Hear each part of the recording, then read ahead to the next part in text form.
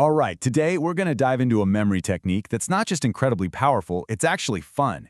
Get ready because we're about to build a memory palace on wheels. You know the feeling, right? We've all been there. You walk into a store, you have this perfect mental list, and then, poof, it's just gone. It is so frustrating when your brain just seems to hit the delete button on shopping lists, names, you name it.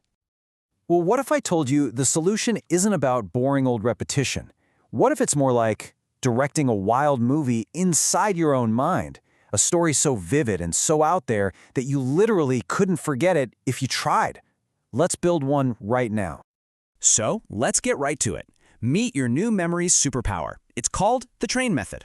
It's a really simple but brilliant way to link bits of information together so that when you recall one thing, it automatically pulls the next thing right along with it, just like a train pulling its cars. Okay, so every train needs an engine, right? Simple enough? In this method, the engine is your main topic. So if you're memorizing a shopping list, your engine is grocery store. Studying history, maybe it's causes of World War I. This is what kicks everything off and gives all the other pieces context. It's the very first thing you picture. Next up, you've got the cars, and they're being pulled along by that engine. And here's the absolute golden rule. Each car holds just one piece of information, one shopping item, one historical fact, one vocabulary word. That's it. This is what keeps your memory train simple and totally organized. And this is the secret sauce, the magic ingredient, the connectors. These are the powerful hooks that link your engine to the first car to the second, and so on down the line. I'm not kidding. This is literally the most important part of the whole thing. Without strong connectors, you just have a jumble of cars. With them, you have an unstoppable memory train. All right, theory is great and all, but let's actually see how this works in action, yeah? We're going to start with a super simple 3-item list just to see how these connectors really work their magic. So here we go, 3 simple items: bed, lamp, bookshelf. Right now they're just 3 separate words on a screen, totally disconnected. If you try to remember them like this, you might get them, sure, but you also might mix them up or forget one entirely. There's no link. But now, check this out. We've connected them using action and some pretty weird imagery. You're not just picturing a bed, you're picturing it being painted onto your wall. A lamp isn't just next to the bed, it's standing right in the middle of it. And the bookshelf is the lamp switch. You see what just happened? By creating this little weird story, the items basically hook themselves together in your brain. Okay, that was just the warm-up. You ready to take the training wheels off? Let's get serious. We're going to take a much longer list and prove just how powerful this method really is. We're going to build a full 16-car memory train. Okay, here it is, the big one. 16 totally random items from a room. Just look at that for a second. Trying to memorize this just by repeating it over and over? That'd be tough, right?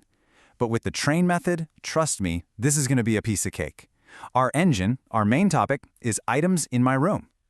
Now, let's start connecting those cars. Oh, okay, let's build this train together, car by car. In your mind's eye, picture your bed. But it's not just sitting there. No, it's balancing a giant, wobbly lamp on one corner. Now that lamp isn't just a lamp. It's a circus performer, and it's juggling a whole bookshelf. And that bookshelf, it's not stable either. It's rocking back and forth on top of your desk. And on that rocking desk, a single chair is dancing a wild tango, and its partner, a brightly glowing light bulb. Can you see them spinning around? And as they dance, the light bulb is somehow rolling up a fuzzy mat from the floor. And suddenly, growing right out of that rolled up mat is this huge jungle-like plant. And look at its leaves. They aren't normal leaves. They are the curtains for your room. And those curtain leaves are pulling themselves apart, opening a window. Just as the window opens, a charger comes exploding out of it, sparks flying everywhere. Its cable whips through the air like a lasso, and it snags and is now holding your cell phone. But your phone doesn't have a normal ringtone. It starts ringing like a deafening, old-school clanging alarm clock. And that crazy alarm sound attracts your dog, who starts chasing the floating, ringing phone around the room. But wait, look at the dog's paws. It's wearing 4 tiny little running shoes. And as it runs, it's furiously kicking a giant human-sized pen across the floor. And boom, just like that, you've built a 16-car memory train. How easy was that? See? It's all about creating this crazy chain reaction of images in your head. Now, to make sure your train never breaks down, there are just a couple of simple but absolutely critical rules you've got to follow.